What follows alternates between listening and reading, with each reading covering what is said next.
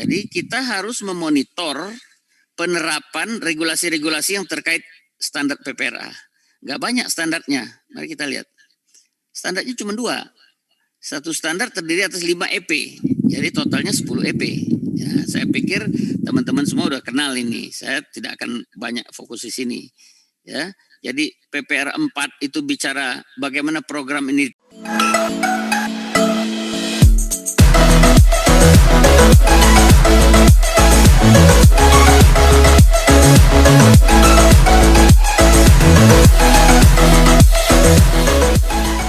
Surveyor internal itu satu langkah lagi mau menuju jadi surveyor, betul kan? Betul Bu Dian ya? Ya kalau seluruhnya itu surveyor KW1 lah gitu. Nah, jadi kita akan mengatakan bahwa apa bedanya monitoring dengan evaluasi? Kalau evaluasi tentu dikerjakan secara berkala. Kalau monitoring harus continuously. Itu bedanya ya. Oke. Ini dia, asesor internal rumah sakit itu bertugas melakukan pengujian atas implementasi SNARS 1.1. Betul kan? Jadi dia melakukan pengujian.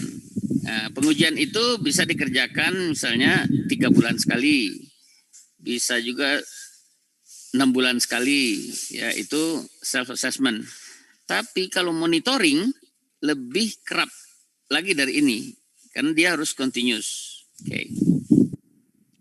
Pendekatannya sama, kita ulang lagi, tadi Pak Niko sudah menjelaskan, tetap pendekatan seorang surveyor, nah asesor internal juga adalah surveyor, calon surveyor atau surveyor KW1, satu, pahami standar dan elemen penilaian. Jadi dibaca, dan bukan sekali dibaca tapi dipahami, apa sih maksudnya standar, apa maksudnya elemennya. Elemen adalah alat ukur dari standar itu. Bahwa standar itu dilaksanakan di rumah sakit, alat ukurnya elemen. Ya, nah dibaca dan dipahami maksud dan tujuan dari setiap standar. Untuk mengetahui apa yang perlu dilakukan oleh rumah sakit agar dianggap mematuhi standar. Jadi SEM sekarang, maksud dan tujuan. Disitulah muncul apa yang perlu dilakukan oleh rumah sakit. Nah, baru kita baca instrumen secara detail. Saya nanti akan kasih lihat tetap ya. Topik saya ini sebenarnya kan PPRA. Topik besarnya saya adalah PPRA, tapi dengan modul monitoring. Kemudian juga pahami link antar bab atau antar EP. Karena perlu dipahami bahwa standar akreditasi itu antara 16 bab itu bukan terpisah-pisah. Tapi dia menjadi satu kesatuan, walaupun kalimatnya tidak sama di setiap bab, tapi maksudnya kadang sama.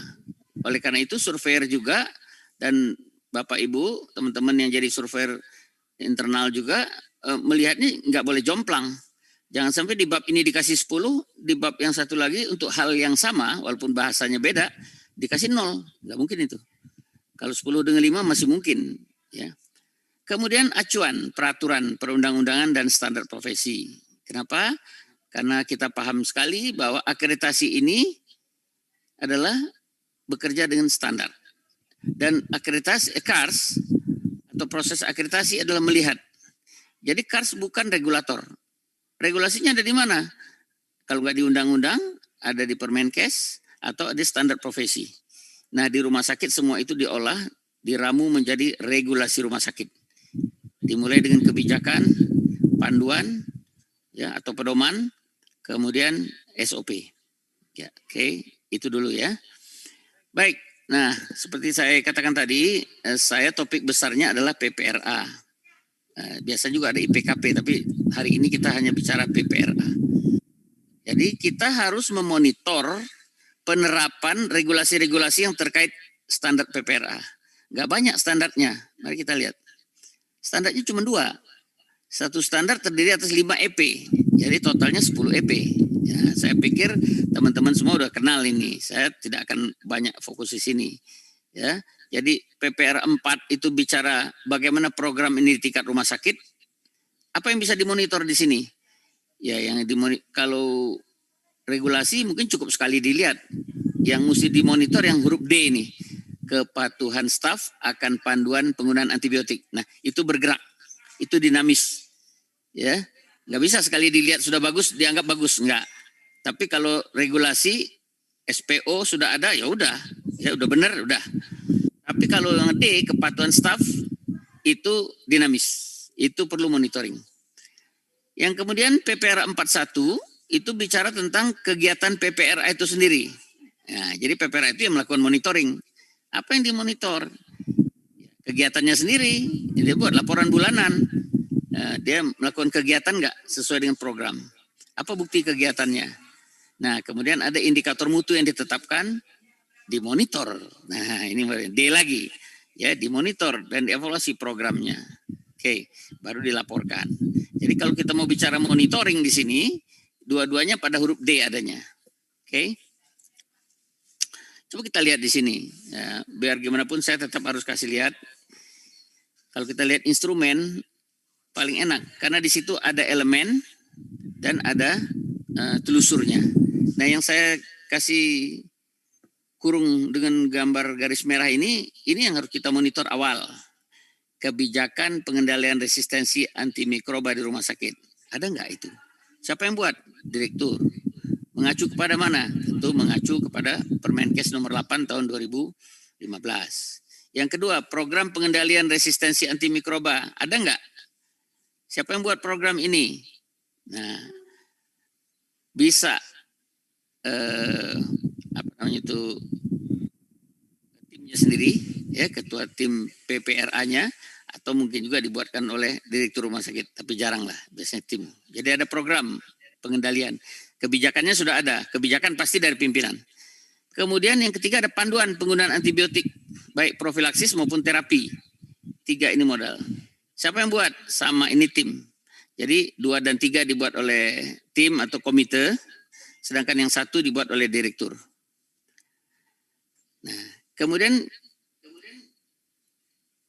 ini yang dimonitor pertama, yang statis, nanti yang dinamis, ya. Oke, kita lihat lagi. Sekarang pertanyaan, apakah ada permasalahan penggunaan antibiotik pada pandemi? Ada 2 hal di sini, teman-teman sekalian. Tadi di depan kita ngomong antimikroba, kok sekarang tiba-tiba dokter ngomong antibiotik, ya?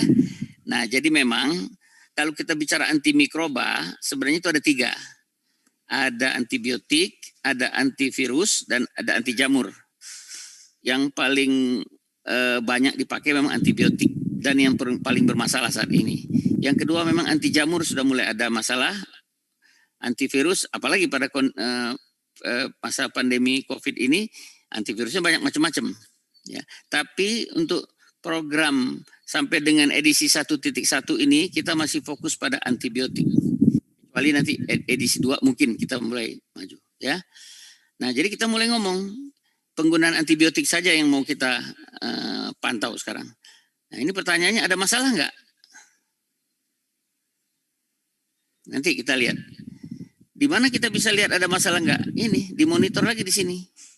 Bagaimana penggunaan antibiotik baik terapi maupun profilaksis pembedahan pada seluruh pasien. Ya, apakah sesuai nggak dengan panduan yang dibuat tadi? Ya, nah ini yang monitor tuh ini. Ya, oke. Nah, jadi kalau kita ringkas dulu, ya, sebagai seorang surveyor internal, asesor internal, Anda lihat dulu regulasi. Ada kebijakan PRA enggak di rumah sakit? Ada kebijakan penggunaan antibiotik. Nah, ini jangan dicampur, ya. Kebijakan PRA lebih luas daripada penggunaan antibiotik.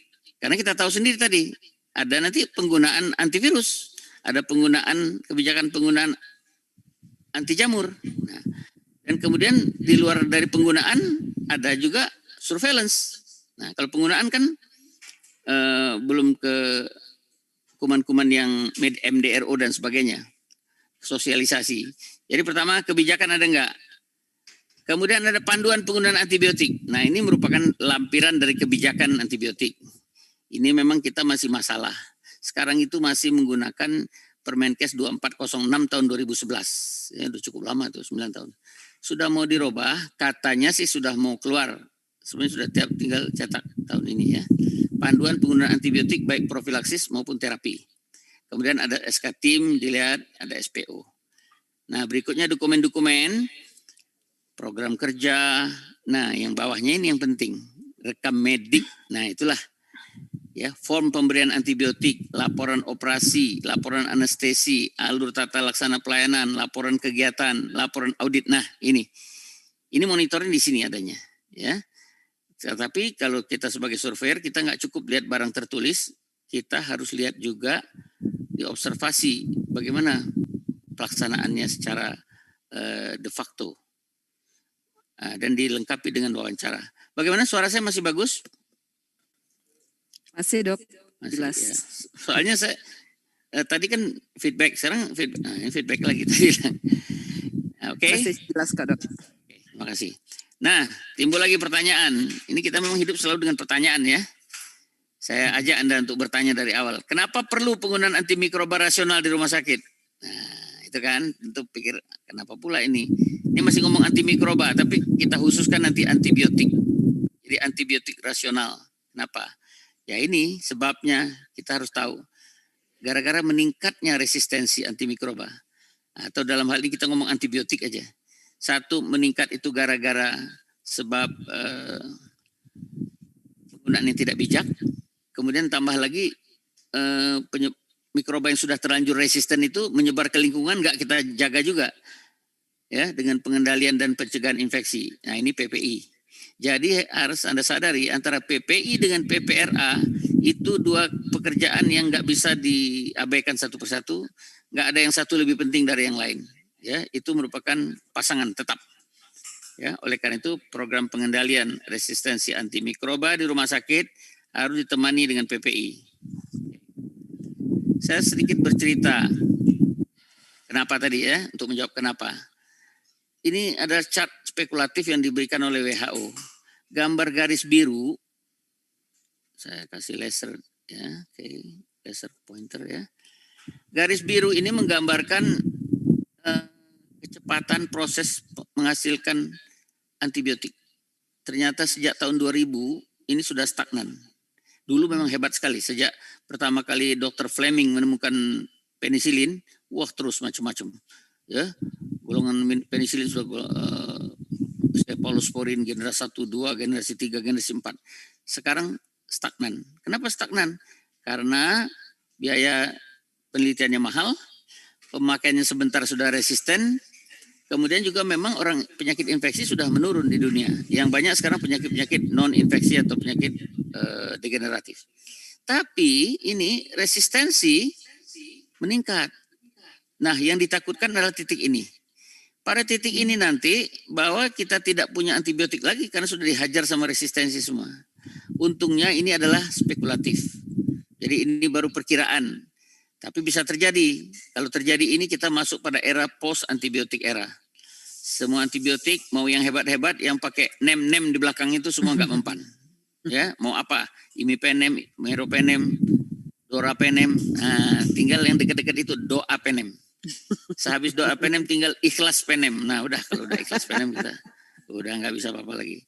Nah, oleh karena itu kita diminta melakukan ini. Nah, jadi ini sebenarnya ini kita masih bisa belokkan ini, kalau enggak dia sampai di sini tahun 20 tahun lagi sampai di sini. Dari sekarang 20 tahun kita sampai di sini, kita pindahkan ke sini. Ini jalan ceritanya. Jadi bahkan ini spekulatif, mudah-mudahan bisa. Oke.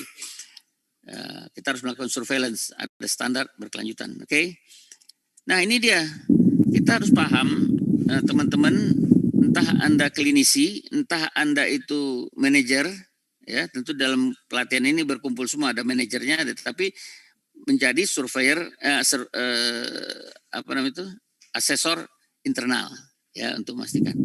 Jadi spektrum dari AMR di bahasa Inggrisnya dari resistensi antimikroba, ya, antimicrobial resistant, ya, jadi kuman patogen, ya. Di sini sisi lain adalah penggunaan antibiotik. Jadi kita ini berhadapan dengan ada kuman patogen yang resisten, tapi juga kita menggunakan antibiotik. Ada 4 kuadran, ya. Di kuadran di sini kita cegah infeksi, ya. Kalau di sini cegah transmisi. Kalau sudah ada kuman yang yang resisten kalau bisa jangan pindah dari pasien ke pasien tadi. Caranya dengan isolasi, dengan hand washing, dengan universal precaution. Sudah kita udah paham semua. Kemudian pada waktu ini kuman itu ada, supaya jangan terjadi infeksi, maka kita lakukan vaksinasi. Nah ini lagi getol-getolnya sekarang kita untuk virus dan higienis sanitasi. Kalau sudah terjadi infeksi, maka kita diagnosa yang tepat. Nah, diperlukanlah mikrobiologi. Tidak boleh lagi ada alasan, wah dok, mahal dok, rumah sakit kami nggak bisa bikin pemeriksaan mikrobiologi. Berarti kita mengobati tanpa dasar ilmiah yang kuat. Di sini mulai juga ngomong PNPK dan PPK dan CP. Nah ini tadi kita akan monitor, yang dimonitor tuh ini nanti, pelaksanaan ini. Ini penggunaan antibiotik, ini sisi kumannya, ini sisi penggunaan antibiotik. Nah, ini yang mutakhir yang mau kita jalankan, yang monitor, yang huruf merah ini. Jadi kita mengoptimalkan penggunaan antibiotik, ya, sehingga kita harus melakukan jangan sampai ada misuse yang nggak perlu dikasih atau kita overuse, perlu satu hari aja atau pencegahan kok dikasih sampai 3 hari, perlunya cuma 3 hari kok sampai 5 hari. Nah untuk itu kita perlu melakukan ASP, Antibiotic Stewardship Program, dan kemudian audit. Nah jadi kalau ini adalah monitoringnya, kalau ini adalah evaluasinya. Oke, baik. Nah, jadi rumah sakit perlu membuat panduan antibiotik yang khusus atau tambahan untuk masa pandemi. Apalagi kalau rumah sakit itu belum punya panduan antibiotik, lebih parah lagi. Kalau yang sudah punya pun di masa pandemi, ini kita cerita khusus pandemi. Karena pandemi ini yang kita hadapi double. Si virus COVID-nya sendiri, virusnya namanya virus SARS-CoV-2 ya. COVID itu penyakitnya, ini sering juga kita tukar-tukar tuh. Virus COVID, nggak ada. Virusnya virus SARS-CoV-2. SARS-CoV-2, SARS-CoV-1-nya dulu jadi penyakit SARS. Penyakitnya COVID-19 ya. Tapi kita tahu sekarang ada istilah namanya collateral damage. Pasien itu gara-gara COVID, penyakit yang lainnya tidak terobati atau salah diobati. Nah itu nggak boleh, collateral damage. Nah ini yang perlu kita sadari betul teman-teman. Ada risiko ya terkait dengan antibiotik ini.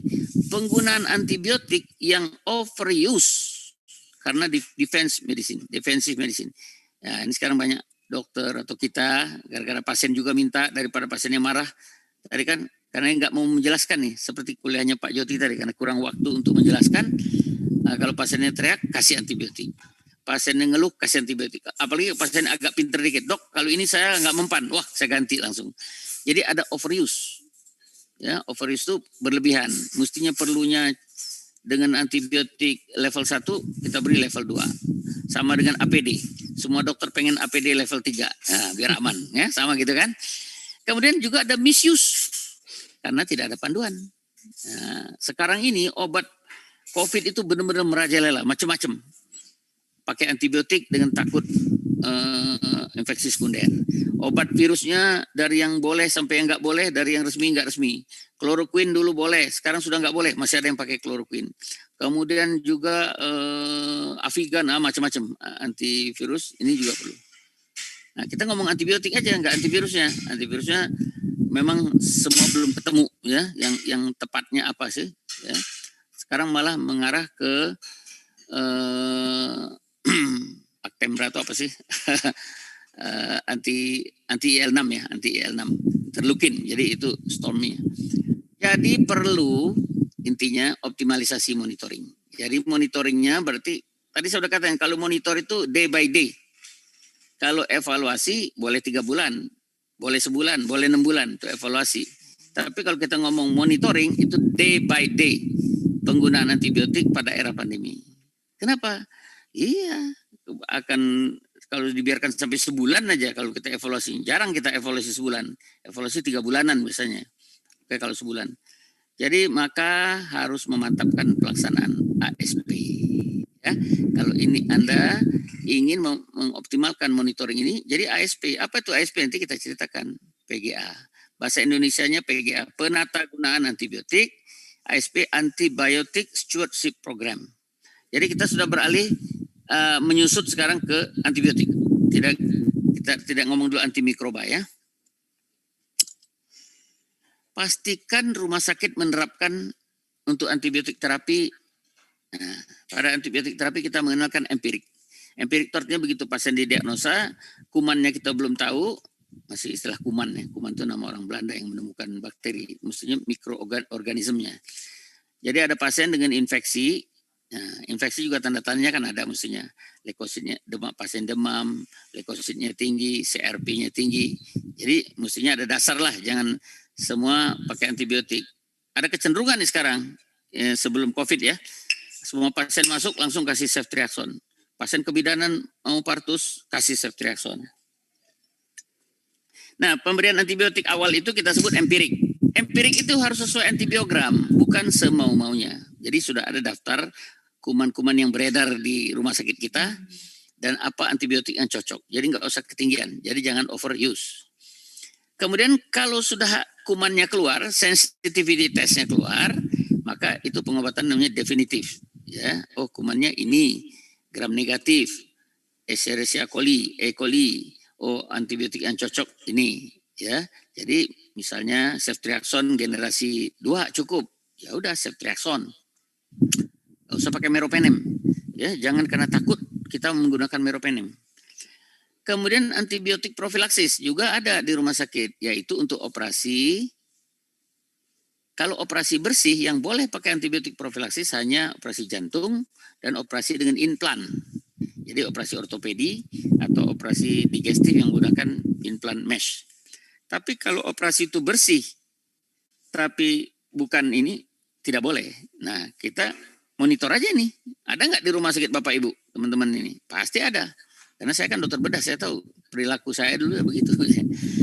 Kalau operasi bersih terkontaminasi boleh, yaitu appendektomi. Jadi syaratnya operasi yang melukai saluran kencing, saluran napas, atau saluran cerna. Kalau dia dirobek, dibuka, boleh, walaupun tidak infeksi. Nah, kemudian kita mesti lebih naik lagi. Kita mulai meningkat dari istilah antibiotik rasional, mestinya ke antibiotik yang bijak. Antibiotik rasional itu sesuai kuman, bukti infeksi ada, kumannya ada, sensitivitasnya ada, kasih apa yang cocok. Kalau antibiotik bijak lebih tinggi dari itu. Kita pikir mana yang murah, mana yang toksisitasnya rendah, mana yang tidak merangsang untuk resistensi. Karena ada antibiotik itu sangat cepat merangsang untuk resisten. Nah, oke. Itu bijak. Jadi kalau rasional aja belum, boro-boro mau bijak. Ya, di bawah rasional masih ada ngaco. Ya. Pastikan rumah sakit menerapkan, nah ini dia. Ya, yang ini rasional dulu, baru bijak. Diagnosis dan pemberian antimikroba, dalam hal ini antibiotik, harus disertai dengan upaya menemukan penyebab infeksi. Tahu, ada kumannya. Ya, dan bukan kuman komensal dan bukan kontaminasi. Ya. Dan kepekaan mikroba, sensitivity terhadap antimikroba. Penggunaan antimikroba secara bijak memerlukan regulasi. Oke. Ya, oleh karena itulah perlu ada tim. Oke, itu sudah, kita nggak cerita itu, kita mau cerita monitoringnya. Bagaimana? Nah ini kita masuk ke ASP sekarang. Antibiotik stewardship program atau penatagunaan antibiotik ini memang sudah waktunya. Ya, dari Komite Pengendalian Antibiotik Antimikroba di Kemkes, ketuanya Dr. Hari Parato sudah mengatakan, halo Kars, tolong dong mulai ASP. Nah, ini kita rencanain di tahun 2021 kalau kita mulai survei kita sudah akan menanyakan ASP ini. Karena ini sudah ada panduannya. Ini buku ini sudah ada tapi barangnya belum ada. Saya sudah tanya Dr. Hari Paraton belum dijawab. Dok, kapan keluar nih? Katanya sudah disahkan nih. Ini panduan penatagunaan antimikroba, ASP bahasa Inggrisnya. Yaitu suatu kegiatan strategis dan sistematis yang terpadu dan terorganisasi di rumah sakit, ya PPRA jelas ya, untuk tujuan mengontrol penggunaan antimikroba secara bijak. Terus kita lihat ini ketutup. Untuk mengoptimalkan penggunaan antimikroba secara bijak, baik kuantitas maupun kualitas. Nanti kita ngomong apa itu kuantitas apa kualitas. Diharapkan dapat menurunkan tekanan selektif pressure terhadap mikroba sehingga dapat mengendalikan resistensi antimikroba. Tujuannya meningkatkan kesembuhan, mencegah pengendalian AMR, meningkatkan kualitas penggunaan, menurunkan angka kejadian HAIS, menurunkan ALOS. Oke. Jadi ini sudah jadi program pemerintah, teman-teman sekalian, jangan ketinggalan kita ya.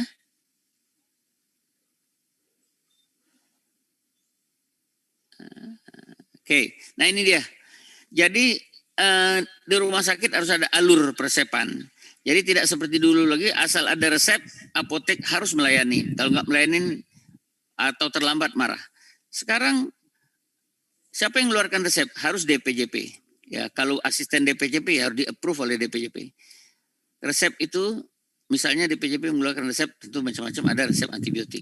Maka resep antibiotik harus dibagi menjadi 3 kelompok. Apakah ini masuk kelompok akses, atau kelompok watch, atau kelompok reserve. Nanti kita lihat apa itu. Ini direview oleh farmasi klinik. Kalau itu kelompok akses, atau kita sebut juga label hijau, antibiotik label hijau, atau level 1, boleh langsung diberikan, kasih perawat, kasih ke pasien. Tapi kalau misalnya dia kelompok watch, maka harus ada konsultan infeksi atau sekurang-kurangnya SMF memutuskan, oh benar nih, jadi bukan DPJP SMF. Tapi kalau ada konsultan infeksi di rumah sakit itu, yaitu subspesialis dari penyakit dalam, tropik medicine ya, infeksi dan tropik, maka itu. Kalau beliau setuju, kasih. Kalau beliau bilang, wah enggak ini ketinggian, enggak cocok, balikin lagi nih, ya ke DPJP. Dok, ditukar dok resepnya. Begitu juga kalau yang reserve, yang dicadangkan, ya ini yang diawasi. Yang dicadangkan ini, nah ini tim. Ada tim PPRA melihat sama, ya setuju, kasih, nggak setuju. Untuk setuju pasti ada alasannya. Nah, jadi kita buat kriteria. Ya, ini memang kelihatan gampang gambar ini, tapi nggak gampang ngejalanin. Oleh karena itu, saya akan katakan nanti berikut gambarnya, slide berikutnya. Nah ini dia. Jadi pembagian antibiotik menurut WHO ya tahun 2018 sudah keluar nih. Jadi A tadi akses, antibiotik yang direkomendasikan sebagai terapi empirik pada umumnya selalu tersedia, harganya terjangkau dan mutunya juga bagus. Kalau watch, antibiotik yang berpotensi memicu resistensi direkomendasikan digunakan sebagai empirik kasus tertentu, penggunaannya dipantau oleh tim ASP. Sebenarnya di kita sudah banyak yang kelewatan ini. Ini ceftriaxone itu masuk watch sebenarnya. Tapi di kita di rumah sakit sudah jadi kayak kacang goreng. Atau jadi apa istilah saya sering itu, welcome drink. Kalau kita ke hotel kan, minta nggak minta pasti dikasih minuman itu. Apa ini? Welcome drink Pak. Wah, gitu ya. Apa ini? Saya nggak mau, saya maunya jus ini. Nggak ada Pak, ada yang cuma itu. Nah sama itu, ceftriaxone kayak gitu. Nah, reserve antibiotik yang diperuntukkan sebagai pilihan terakhir ya untuk gawat darurat, jadi ICU dan sebagainya. Oke, saya persingkat ini cerita ini. Ini buat daftar. Setiap rumah sakit daftar ini bisa berbeda. Kalau rumah sakit yang kelas A yang sering menerima rujukan, mungkin yang tadinya kelompok 3 bisa masuk di watch 2 ini.